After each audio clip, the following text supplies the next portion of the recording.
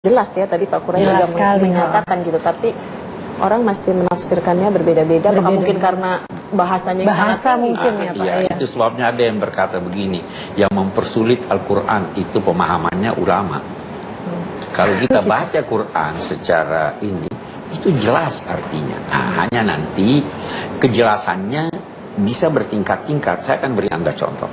Itu katakanlah surah Qul Huwallahu Ahad. Itu anak kecil diajar. Dia mengerti. Sesuai dengan kemampuannya. Ya. Orang filosof juga pelajari itu, dia juga mengerti. Jadi masing-masing bisa menimba dari kitab suci ini sesuai dengan kemampuannya, dan dia bisa puas untuk itu.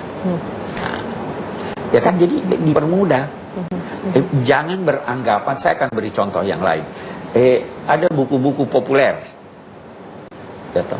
Buku-buku populer itu sebenarnya kalau ditulis dengan bahasa yang sulit, itu sulit dipahami.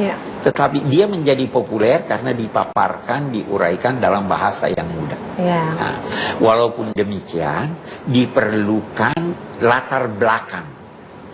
Ada buku populer katakanlah menyangkut kimia, saya nggak bisa ngerti itu. Karena saya tidak punya latar belakang dalam. Sehingga untuk memahami kemudahan itu kita perlu punya latar belakang. Nah, kemudian kita juga memerlukan hati terbuka. Saya selalu berkata pada teman-teman, bersahabatlah dengan Al-Quran. Kalau Anda bersahabat dengan seseorang, dia akan menyampaikan rahasianya kepada Anda. Kalau Anda curiga, tidak akan paham. Kalau Anda angkuh, tidak akan paham. Saya kira itu. Ya.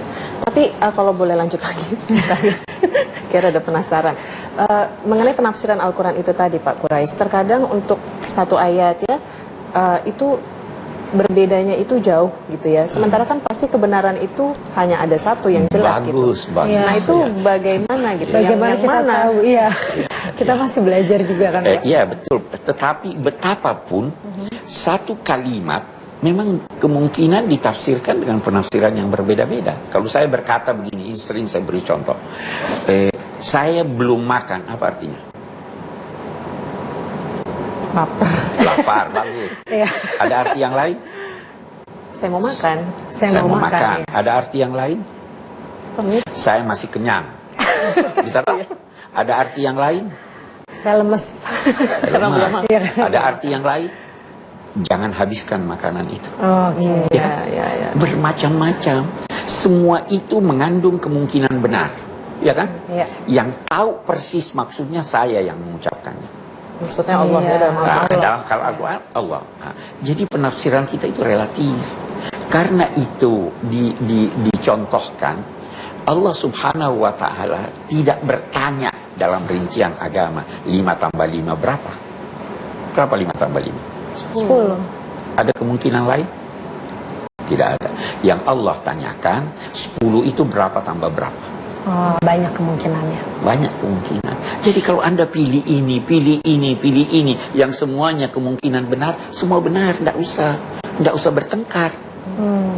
Sama kita kalau ke pesta disodorkan teh, kopi, ini. Yang ambil kopi tidak usah salahkan yang ambil teh. Ini kitab suci mengandung aneka penafsiran supaya kita punya pilihan-pilihan. Ya, saya kira begitu.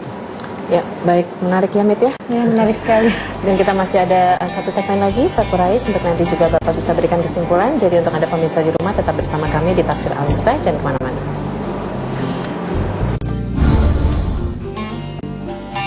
Manusia dapat berusaha untuk memperpanjang ajalnya antara lain dengan bersilaturahim.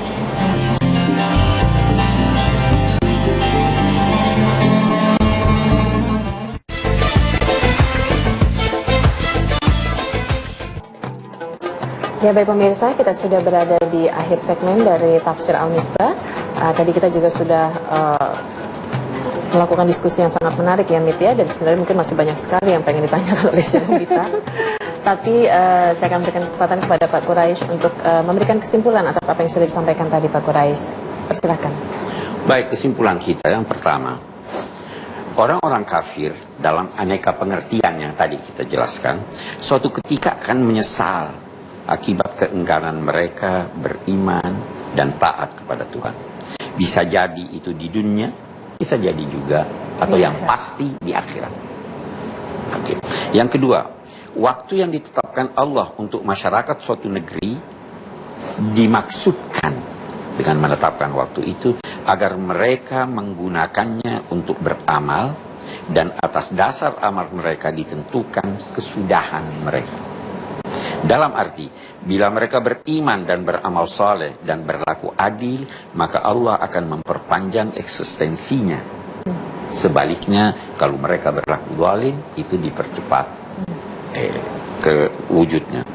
Masyarakat yang kafir, yang belum mengalami kebinasaan, pasti masih mempunyai nilai-nilai baik, sehingga dia bertahan. Masih menerapkan keadilan di tengah-tengah anggota masyarakatnya, sehingga ajalnya belum tiba. Setiap orde masyarakat ada ajalnya atau masa berakhirnya, sebagaimana setiap manusia pun ada ajalnya.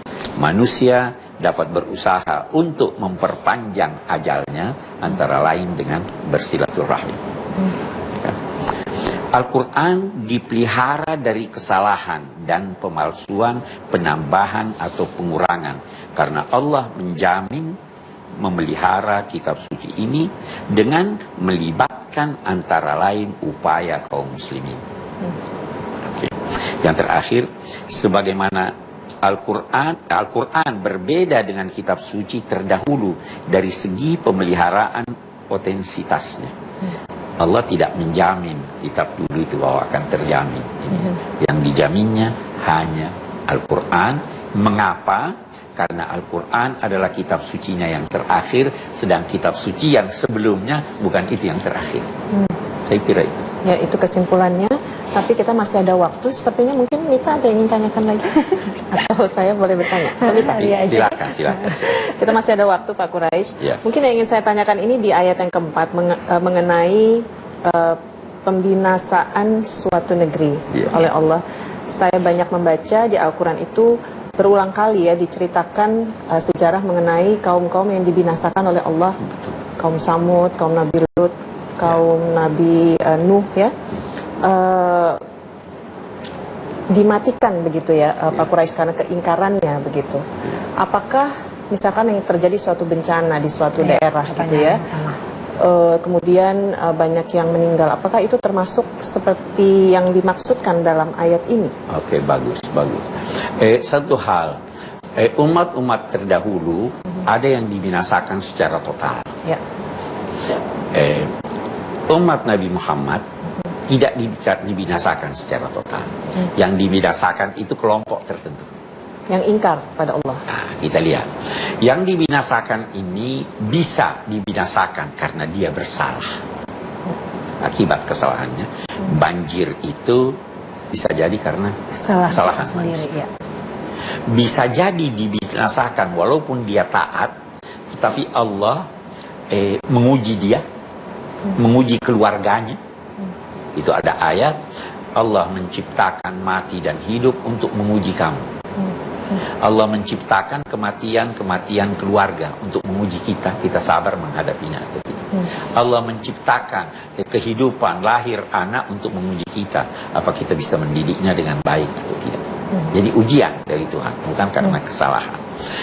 Bisa jadi juga Allah membinasakan, mematikan seseorang atau suatu masyarakat untuk menjadi pelajaran bagi masyarakat lain. Lihat tuh Fir'aun mati dan sebagainya walaupun dia kuasa. Ya. Pelajaran. Jadi bermacam-macam hal. Jangan pernah berkata bahwa yang binasa, yang mati karena suatu bencana itu karena dia berdosa. Belum tentu. Ya. Peristiwa tsunami banyak orang baik yang meninggal, banyak anak-anak yang meninggal. Adakah dosanya? Tidak. Bisa jadi ujian, bisa jadi alat Tuhan untuk